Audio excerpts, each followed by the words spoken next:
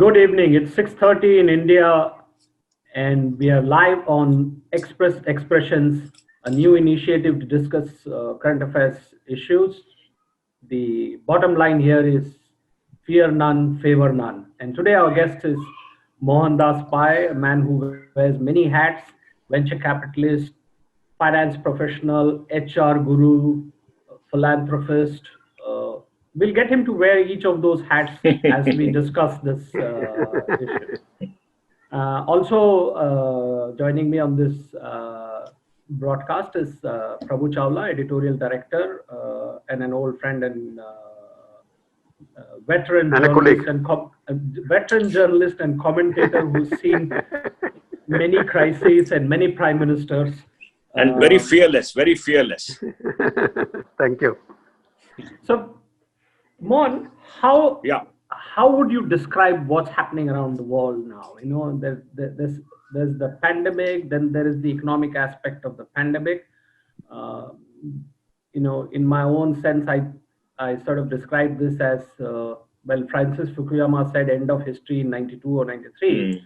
I think this is really the end of history to it. At least it appears so. What's your take on what's the world looking like?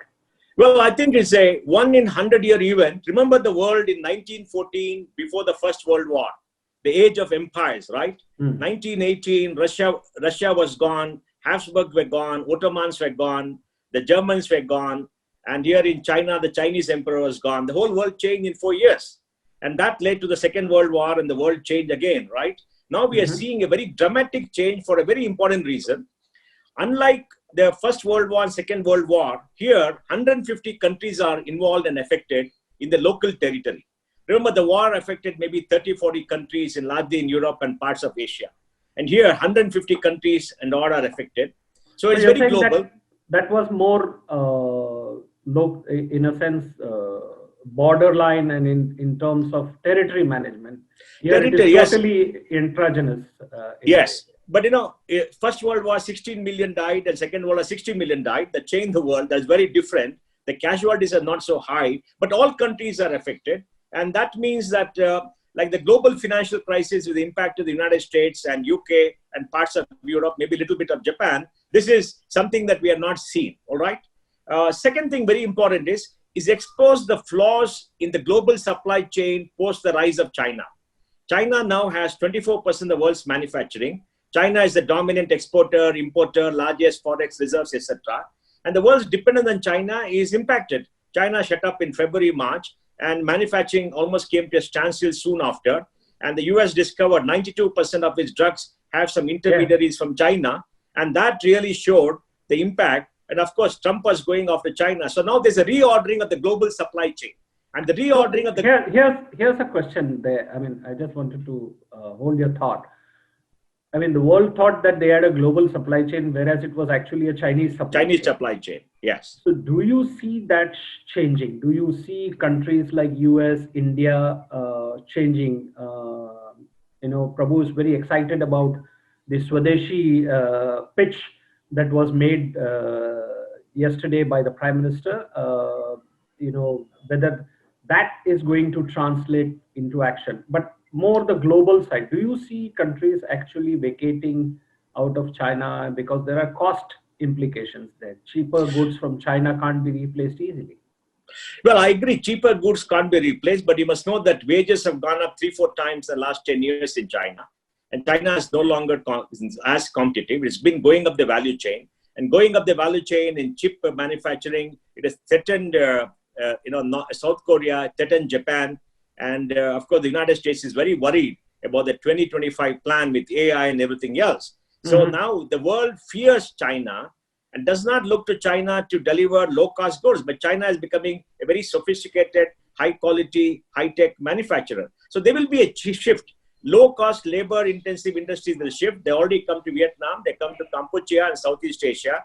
And they may come partly to India. So I doubt very much.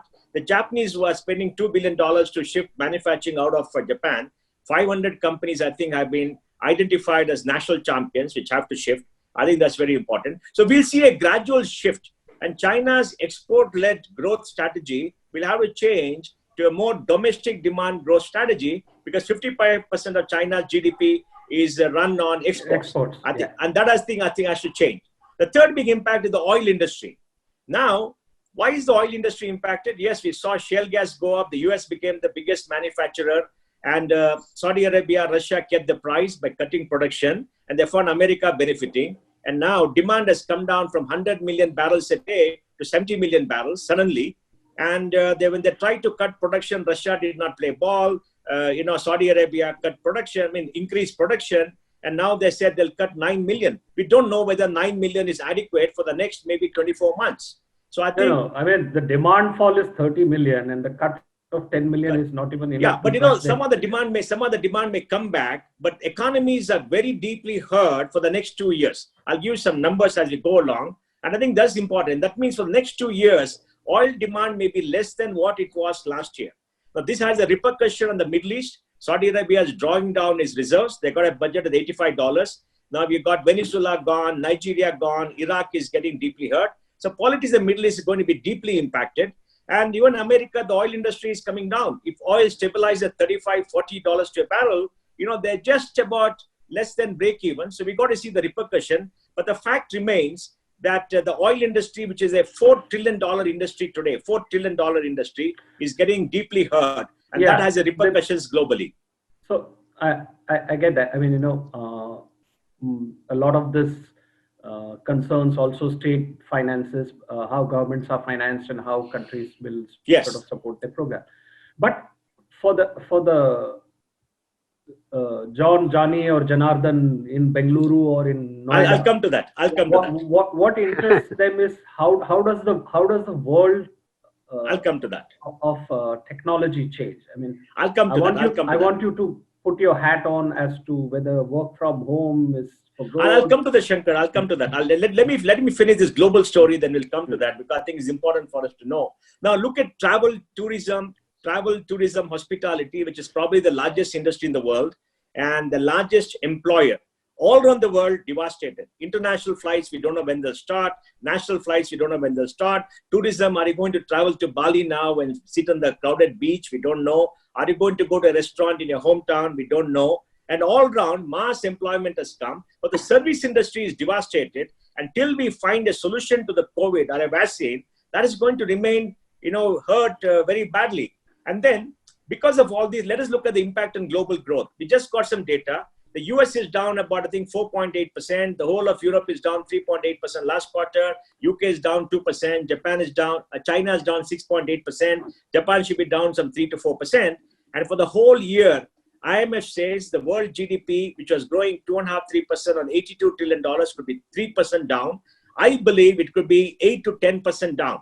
Now, 8 to 10% decline in global GDP this year is very severe, and possibly more severe than we saw in the global financial crisis. And if you look at this GDP decline now, you find that this quarter is going to be mayhem, because in April the world was shut. Yeah, this is the real specter. This is the real specter, and this will bring about rapid change. And then if you look at the jobs, America has got 30 million jobs gone, and the UK is hanging on a slender stimulus given by the Indian Chancellor, even though he's a UKite. And I think unemployment is going to be a major issue for 2 years. And the financial markets, which you are an expert, $6.5 trillion of stimulus all around the world. Interest rates in the US, 0.25%, almost zero. UK is almost zero. Germany is zero. Unlimited bond purchases by Bank of Japan in Japan. That means the Fed balance sheet may go up to $12 trillion from $4.5 trillion. They're buying all kinds of stuff. Japan is buying. What does it mean? It means that interest rates globally for the next 2 to 3 years could be very, very low. And after some time from the developed countries, hot money could flow to the emerging markets, create an asset bubble and a stock market bubble. And that means the ability of the central banks to look at economic stimulus in future or to pump prime will be reduced. We don't know what is going to happen to the financial system 2 years from now. We've seen Japan for the last 20 years try to put money into the economy, buy government borrowing heavily. They've still not been able to raise growth. Yes, there's a population problem. So the world is hurt very badly, will remain hurt very badly. And now I want to talk about, with your permission, the impact on India. So I don't know whether you're a Dire Straits fan and whether you heard Mark Knopfler, There used to be a song, money for nothing, tricks for free. So basically, all the governments are sort of printing money now, and so let's sort of look at India. I'm going to sort of Okay. ask two questions. How do you see India having managed the pandemic? That's a short answer question, really. The second more troubling answer is that it took them pretty long to come out with their economic package, almost 2 months after other countries. Do you think the reasons were logical or were they astrological, as I always? And Well, then I'll let Prabhu also pitch in on his thoughts here. Well, I think the pandemic was handled fairly well. Remember, Prime Minister took the great decision to clamp down and shut India down. Now, that is a very courageous decision. But like in the Mahabharata, you've taken the decision, but you don't know how to come out of it. Because when you come out, what do? There is no cure for the rest So of the year. Abhimanyu Chakra.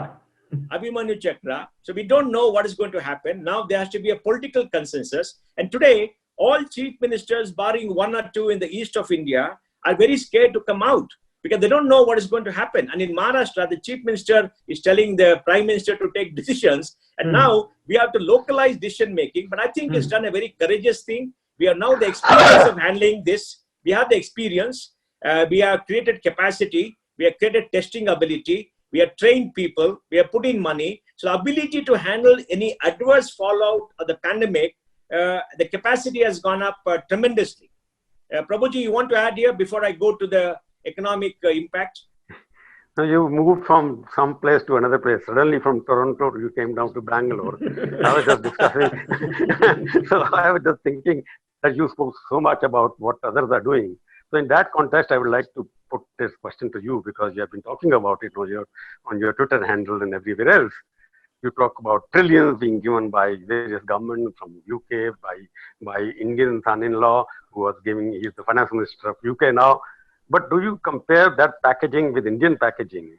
Do you make some sense out of Indian packaging by now? Or Well, is the packaging more complex than the simple statements the Prime Minister of India made? Well, I think, there is a method in the madness. I would like to believe so. Because the first priority of the government is to take care of the people at the bottom of the pyramid. That they announced DBT, they gave some rations and everything is pretty good to keep body and souls together. Now the impact of all that on employment and migrants is being seen all over India. I don't think government of India, the state governments understood the extent of the migrants issue. How many people have come from outside doing very marginal jobs, what will happen to them and everything. The numbers are very, very huge. Mohan, Yeah. It's quite sad and ironic that India is one of the first countries to actually track circular and internal migration since the 70s. And that a government, when it takes a decision like this, shouldn't remember the 100 million migrants out. I mean, that's really sad. Yeah, and it's very sad because none of the... Just a minute, because I did not compete, because I am saying packaging is more important. Yes, I'll come to the packaging. Good at, Prime Minister more expert in selling everything which is there because he has been successful. I just want to raise a question because yesterday he spoke about Swadeshi and everything Indian, the slogan which he made about 3 years ago, Make in India. And down the line, he forgot about it. And suddenly the government now realized that Make in India was much more important. And when you look at the packaging, he announced 20 lakh crore. It was a headline which was grabbed everybody's attention. Today, after listening to the finance minister, I can't make out who has got the 20 lakh crore rupees. In what proportion? For example, Trump says, I'm sending you $1,200 every month into your pocket.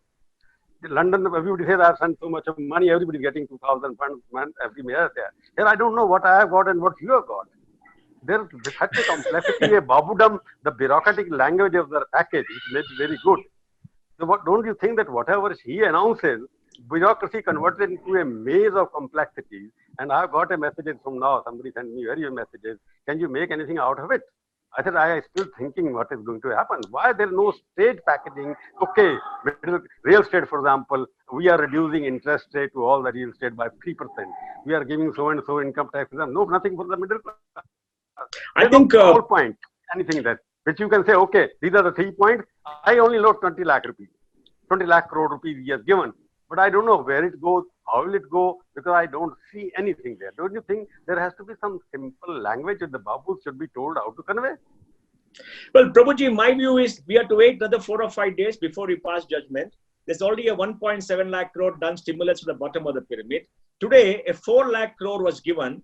4 lakh crore includes 3 lakh crore loan guarantees. That means they could be NPS at 25-30%. And then there's liquidity support for NBFCs. There is the big 50,000 crore fund of fund, etc. So I would value it about 4 lakh crores because the goose could come to rest. So I think the MSMEs have been taken care of right now. So 1.7 lakh crores plus 4 lakh crores, 5.7 lakh crores. And I think there's going to be a massive spending on infrastructure. There is going to be some more DBT for the bottom of the pyramid. But I don't think you and I are going to get anything. We are not going to have a package like Trump gave to say the middle class can get this kind of money. Because I don't think the government of India is concerned about so much of the middle class, but helping enterprises to have liquidity so they can employ people and wait for things to happen. So I think there's going to be a massive spending on infrastructure. For example, the 90,000 crores boost with state government guarantee for the discoms is a very good reform measure. And I think if you look at what is going to come tomorrow, day after, there is going to be a real estate thing. There is going to be one for technology. There is going to be one for infrastructure. I think they're packaging everything together and calling it 20 lakh crore to give an impetus. But the components we have to wait. Maybe 3-4 days later. Yeah. 3-4 days later. What do you think? The Make of India slogan which he gave, why did he forget about it? I think the Make in India requires the state governments to do many things rather than the central government. Central government can make policy, but central government can't give land. They can't reduce local corruption. They can't give power sanctions. So what Prime Minister should have done, in my view, is spoken to all the BJP chief minister, at least, who listened to him and told them you have to do 1, 2, 3, 4, 5. And this is the way to do it and monitor it like it does a project. I think that is where the missing link came because they didn't translate into anything in the ground. I'm in Karnataka. The same thing happened. What happened earlier? The chief minister will sit in a committee meeting and give approvals. Then the power fellows will not give power till you pay a bribe. Then the land fellows will not give you land till you pay a bribe or ask for a bribe. We don't pay bribes, so we just push them. But nothing changes the ground. And for the ground, the states have to behave. The states have not been told how to behave. Now this labor reform that UP is doing, Madhya Pradesh is doing, and Gujarat is doing, Karnataka is going to do, I think it's pretty good news because there's a coordinated strike. Of course, the opposition states may not do it, but competition will force them to do many things others are doing. So I think the Make in India, yes.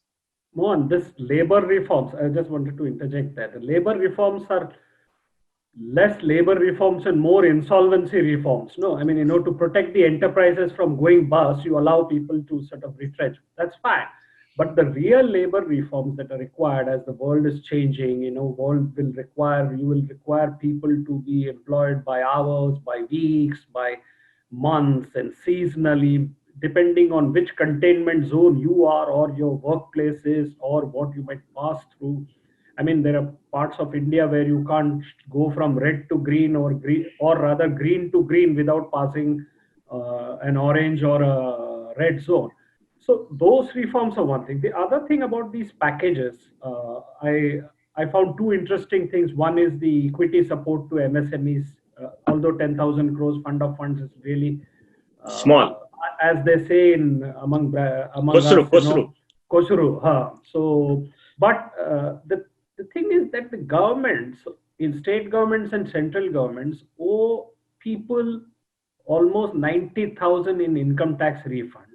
Yes. There is so much tax money stuck in disputes. The money that small, medium power projects, road contractors, affordable housing, all of this is apparently to the tune of 3 lakh crores. Yes. Now today the finance minister said that we will pay MSMEs in 45 days. But the last time she said that was in October or November, and still money has not been paid. So what is the credibility of this? And why can't government first own up its obligation and pay up? As an accounts person, what is your thinking here? Shankar, for that we require a very bold finance minister with the support of the prime minister to say, I'm going to take a one-time hit. I'm going to clean up all the past payments. I'm going to float a special series of bonds as the reconstruction bond and pay up everything. Like you said, 3 lakh crores. So 3 lakh crores comes back to the industry. That is their money. Yeah. That is them. That's the biggest stimulus because they don't require grants. They don't have to borrow money. They don't have to pay interest. for example, that 14% guaranteed, semi-guaranteed funds for the GST to the states. Why don't they give it? Hopefully they'll do it. I think it will come because the states are the ones who have no money and the states have to execute. Delhi cannot execute for us in Bangalore or Chennai or anywhere else. So we need the states to be strong. But the money has to flow to the states. I think this is a bold move. I think they're doing it in bits, which is very unfortunate because if they say in the next 60 days, we're going to pay highway dues, railway dues, health dues, small scale industry dues, tax dues, all the refunds will be paid in 60 days and you're going to get your money. That will be the biggest boost they can give because these people's own money. Yes. When you're talking about big money to be paid to various people, outstanding loans, refunds which Nirmala announced about a couple of months ago that they are being sent. I don't think anybody has yet received them, most of them. And number two, from the media industry, I read in the newspaper, I don't want to speak on it. In the small amounts, the state government and central government, due to the media, is not releasing. 1,600 crore rupees that they are not releasing it. So they are asking, don't sack people, don't reduce the system. The system is so bad. Intentions of the leadership is very good. But the implementation at the down below level is very, very poor and there was no accountability. I have not seen a Babu being sacked for not implementing the wishes of the Prime Minister. How do you take accountability in the system? That's the question I want to raise. Prabhuji, today the Prime Minister has to take the hard decision of ensuring the promises he made to us for the 20 lakhs, the promise made by the Finance Minister is carried out. And I think he has to do it because that's the only way to bring the economy back on stream. They will remain promises which have been for a long period of time. Now this 3 lakh crore loan guarantee, if MSMEs do not get it within October, what is the point? So I think they must set up a review mechanism every 15 days, make a list of all the payments. Why can't they pay the media 1,600 crores? That is peanuts. 1,600 crores enable you to pay your staff, keep the jobs going. Otherwise, where will you get money? You run a newspaper, you don't print currency. You print only news. Because that paper should become the currency. That's the only option. You're not printing currency. That is what many of you people started doing. You're printing news, not currency. And now you're digital too. Now with digital, you don't have a Bitcoin factory. I'm raising a bigger I agree. Bigger question. I agree. Raised the question about states are responsible for this. Yesterday, Prime Minister spoke about 5 L's. Two of them were labor and land. And labor. On that, the package, Nirmala has not spoken about it. And you are saying that it will come next couple of days. We'll see what happens in labor reforms and land reforms. Because there the land, if they want to acquire the land from the industrialists, not from the farmers. The question is that has to change. Let the industrialists buy directly from the farmers. Only revenue department should not come into the picture. Like Karnataka, they have done it. You don't need any permission. You don't need any permission for anybody buying. So land reforms and labor reforms are required. But the question is how you bring states and the center at the same page. Yesterday, Chief Minister was asking something else. You are doing something else. There has to be some, what I call the national plan, national governance agenda, where all the chief ministers and prime ministers sit together. Okay, this is for next 1 year. This is our agenda, national agenda for governance. Is there a possibility or not? Prabhuji, if you can be the intermediary and talk to Mamata Banerjee and possibly talk to some of the opposition leaders who are egged on by a very prominent politician in New Delhi, from where, maybe it will work. But there is this. But Mohan, yes. He will also have to speak to Nitish Kumar, who is an ally of the BJP and who is dancing to a new tune. No, Shankar, but the first nod should come from the ruling party, whether they are willing to people. But Shankar, they can. If I'm telling you, Prime Minister has such a good credibility with the people, he himself speaks to everybody else, they will agree. First initiative has to come from the leader who is leading from the front. And also, if the BJP states do it, for example, UP does it, Gujarat does it, Karnataka does it, and Madhya Pradesh does it, that is 40% of India. Yeah. And if 40% of India is able to do it and they're able to implement it, and I think it'll work. I think in NDA one of the major drawbacks was they were not able to get the states to do what the center had decided and follow it up. I think the center did a lot, but the states were not able to do it because the states have to do all the reforms to get things off the ground. And none of the chief ministers were properly briefed. They didn't understand it. They tried to do half-heartedly. They played politics. I think that's the failure. Hopefully in NDA 2, that will not be there because I think we are seeing the labor thing come about. I think Yogi Adityanath is driving it. The states are desperate. Of course, Madhya Pradesh has brought in the agricultural reform, which are done in the first term, but they're not done. And Shankar, if you look at the agriculture growth in Madhya Pradesh, they're producing much more than Punjab. is a great success story in agriculture for the last 15 years. Now, I'm very hopeful, Shankar, because I've been living in hope for the last 30 years. Prabhuji, you are an editor. I'm a industrialist or a venture capitalist. I've been living on hope for the last 30 years. And I've seen India grow. So I'm still hopeful. It's not 100% perfect. You come to 70% from 50%. I think is fantastic. I think, Prime Minister Modi can do it. And like I said in the TV interview yesterday, that for the Prime Minister, the second year of the second term, if you don't take all the decisions now and clean up this year, next 3 years, you're going to have a series of elections. You won't be able to do anything. So this year is the most crucial year for NDA 2. The first year of NDA 2 is gone. We had this COVID, we had a slowdown on the economy, nothing much happened, even though they tried. This year, with this 20 lakh crore, you have to have a massive drive upward to take growth up to $5 trillion, possibly by 2026, because 1 year is lost. So I think we have to wait for a little bit more time. But the challenge in India is execution. It does not percolate from the secretaries down to the case officer.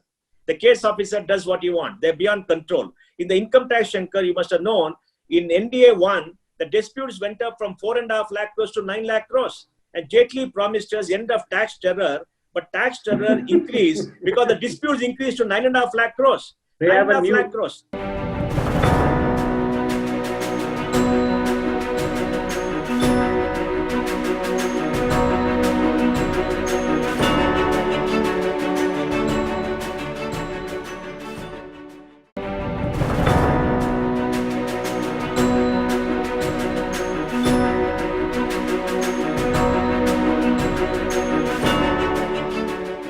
There is a new phrase in Mumbai.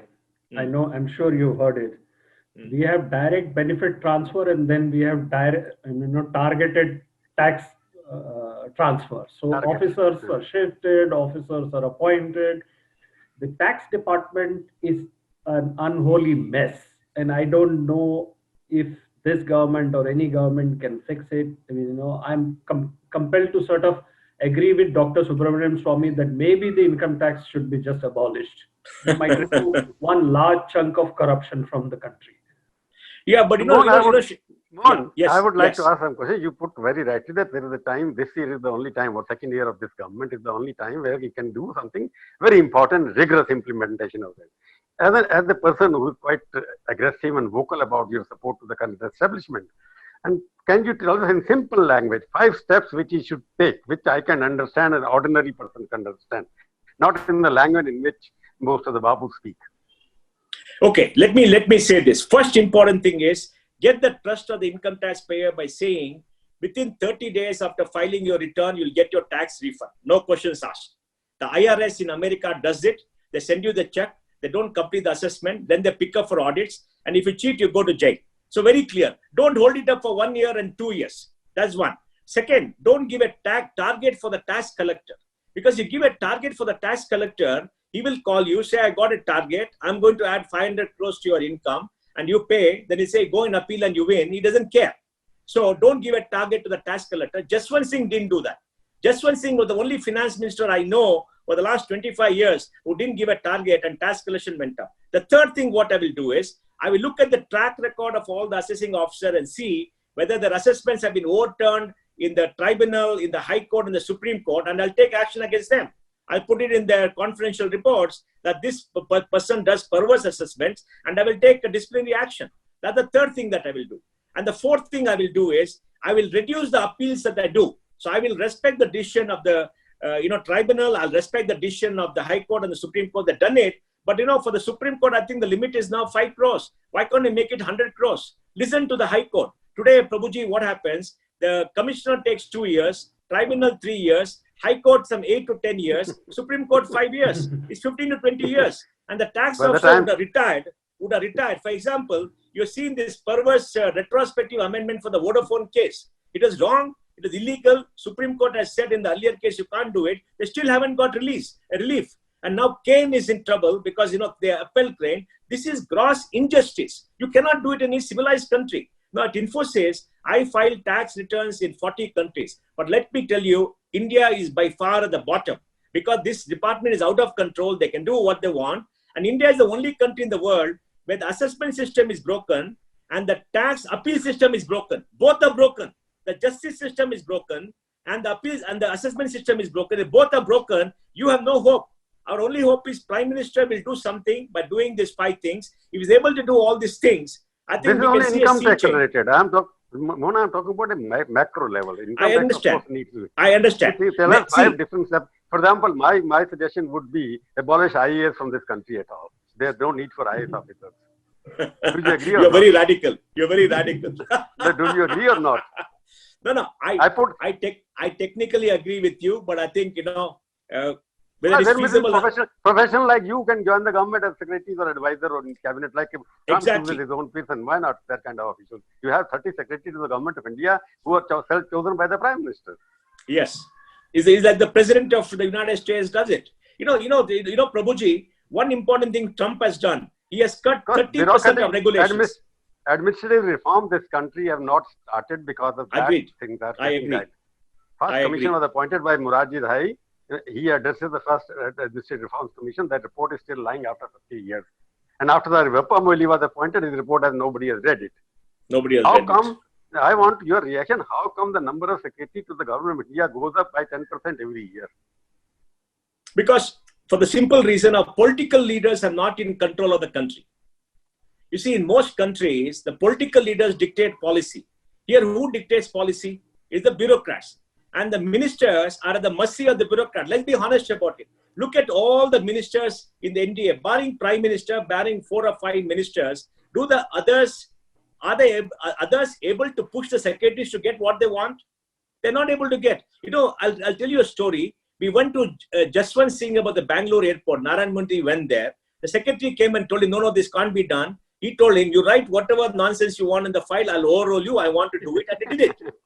And that's the way we need the political leaders to act. Because the bureaucrats are famous for making sure that creating the status quo and creating more power for themselves. If you look at the Income Tax Act, Prabhuji, you'll find the last 5 years, the tax officers have got more powers than they had earlier.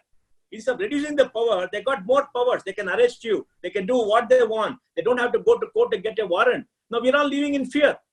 And they've gone beyond control. So now we have a case where the tax officials want to write policy. You saw that the IRS officer writing policy and issuing for public comments as if they are the legitimate government. So I hope that Prime Minister knows all this. He knows all this. I'm sure he knows all this. He's been the Chief Minister. And he has to break the Guardian knot.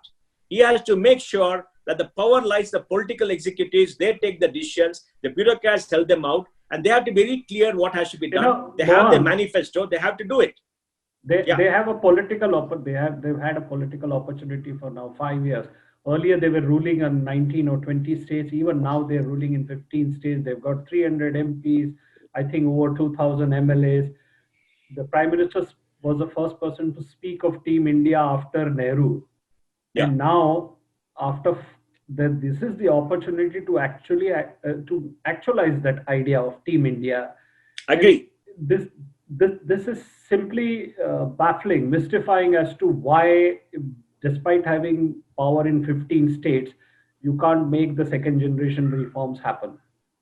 Shankar, the government does not have a job report, and the CMIE is giving a job report. The CMIE job report is a mystery.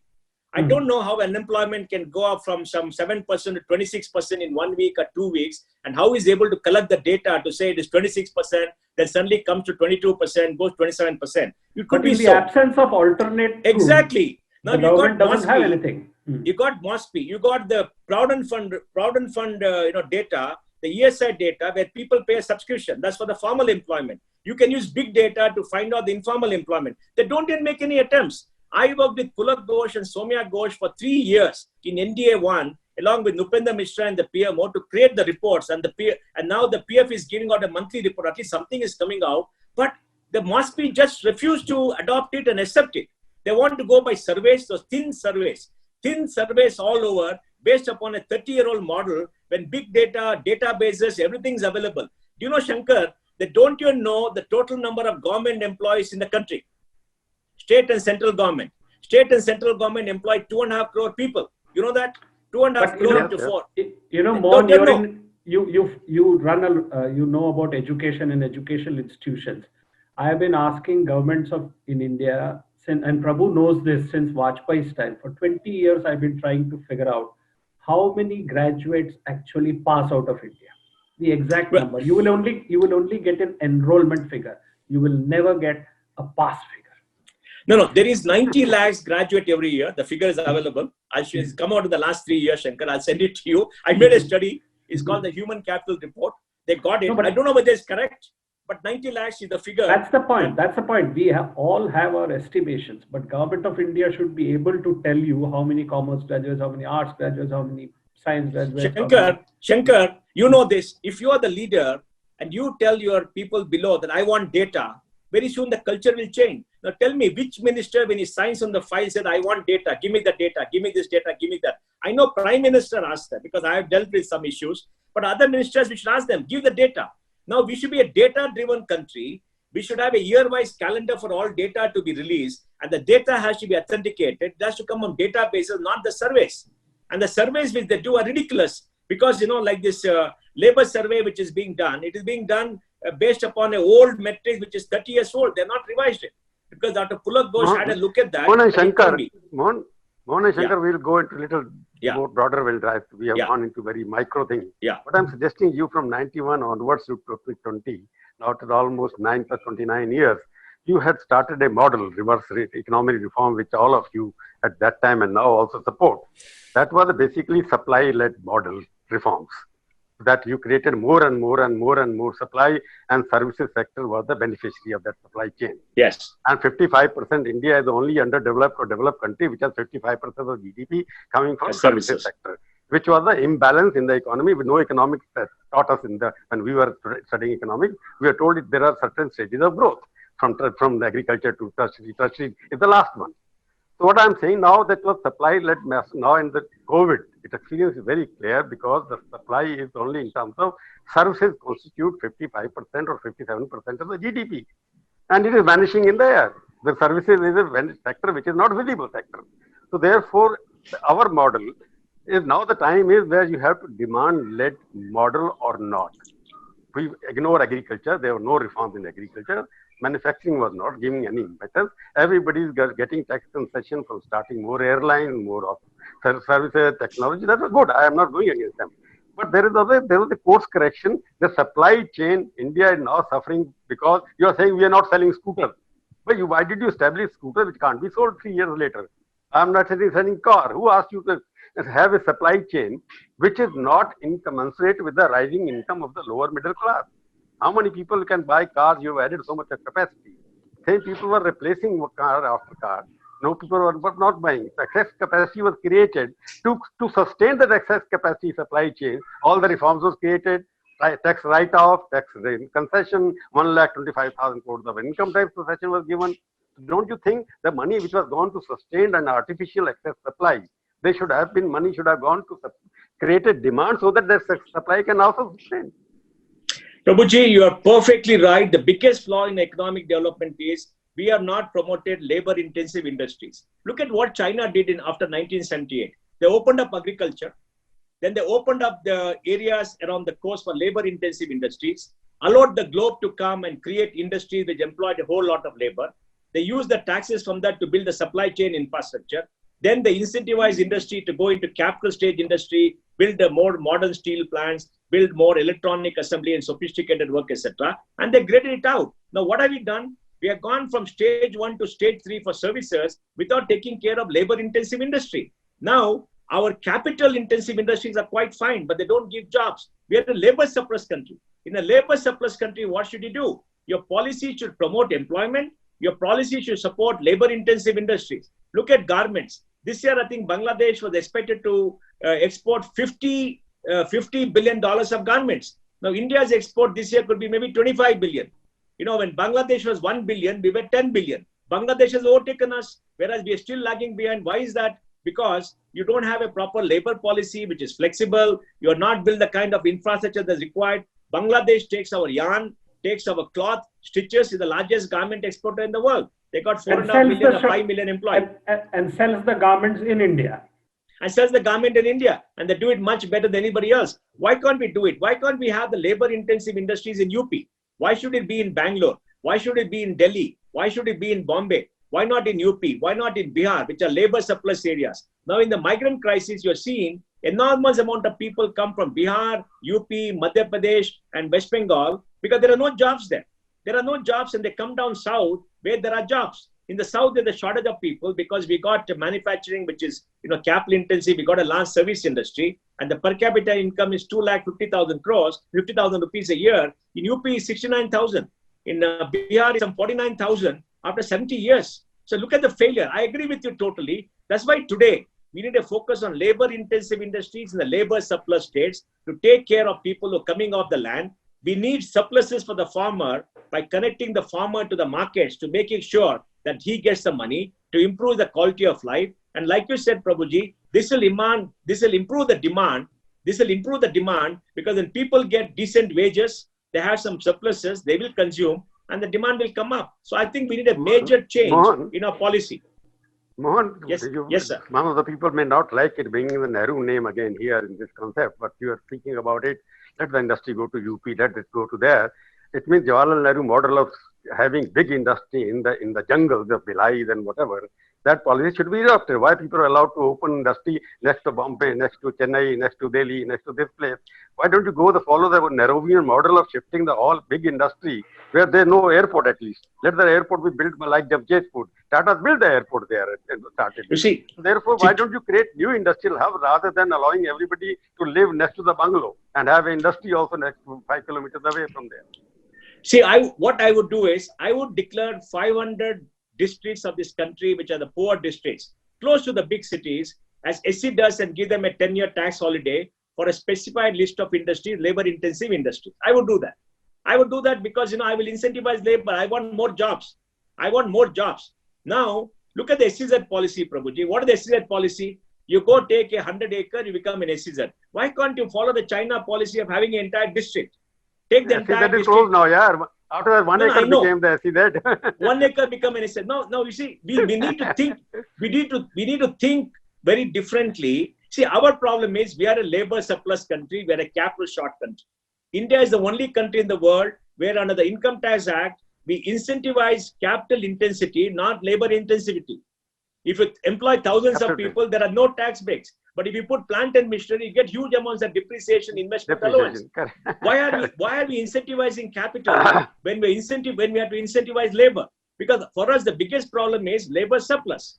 And the labor surplus has to be done. But I would put in an incentive program to get them to the labor surplus industries. And then we will be competitive globally because the labor cost will be lower than having a labor cost. Now, if somebody comes from UP to Delhi, he gets 15,000 rupees. Can he live properly? He lives in the streets, no water. He doesn't have a house. He falls sick, no money. He doesn't have adequate savings, right? Now, if he gets 10,000 rupees in a small town, in the 5,000 census towns of this country, what will happen? Now, look at our lopsided policy. Our urbanization is only 40%. That's what the World Bank data says, only 40%. China is about 59%. The world is 53%. Why can't we invest money in the 5,000, 6,000 small census towns and create hubs where people can come from the neighboring villages and give them good infrastructure to have labor-intensive industries? Mohan, a lot of these ideas were there in the 2014 manifesto, the building of 100 new cities, Make in India, the proposal to free people from tax harassment, terrorism, and all of that. Over a period of time, I think, Václav Havel had said that, campaign is poetry, actual ruling is prose, and it is very difficult. One of the attendees now who's attending the Zoom cast just now has sort of made a point that is interesting, and he, of course, wants this to be more interactive. But his question leads us to what I can say, that do you think the pandemic and the crisis that surrounds India is only my first book, Accidental India, when I wrote, that all change came only through crisis, and it was Narasimha Rao who was the architect of reforms, not Manmohan Singh. So here, does this crisis, does it look to you like that India will sort of has an opportunity to leapfrog or pole vault to the next a theoretical possibility to practical assessment? Well, I would give it maybe a 65-35 chance because of Prime Minister Modi. because after he made the big speech, yesterday he made the big speech, 20 lakh crore, quantum leap and all that. He has understood the problem. He's been a chief minister. He knows things on the ground. And he's the best bet to make it happen. Without him, it's not going to happen. There is no leader in this country who can make it happen. Either in the BJP or in any other political party, there's nobody else who can make it happen. Nobody else who can have that big vision and the will and the strength, political strength to push things down and take unpopular decisions. Like Nasimra took those decisions at time of crisis. There is a crisis. It's the best opportunity for him to steamroll it and take all the decisions. Yes, in India, one is taken some decision like the IBC, the GST, and everything. He pushed it through. GST, you know how it worked. The people said it was not perfect, but he got it through. I mean, in India, like you said, a crisis. I hope it happens. I'll put my money on him because there's no other option. He's the best bet, and he's spoken about it yesterday. And I hope that they pull it through. So we have to wait for the next 3 or 4 days for the finance minister to tell us. What is to do, Prabhuji? Prabhuji, we are all living yes, I have one thing in common with you, that only Prime Minister Modi can do it. Nobody can do it. Nobody can do it. He's known for many things which he has done. He has given many original ideas to the country.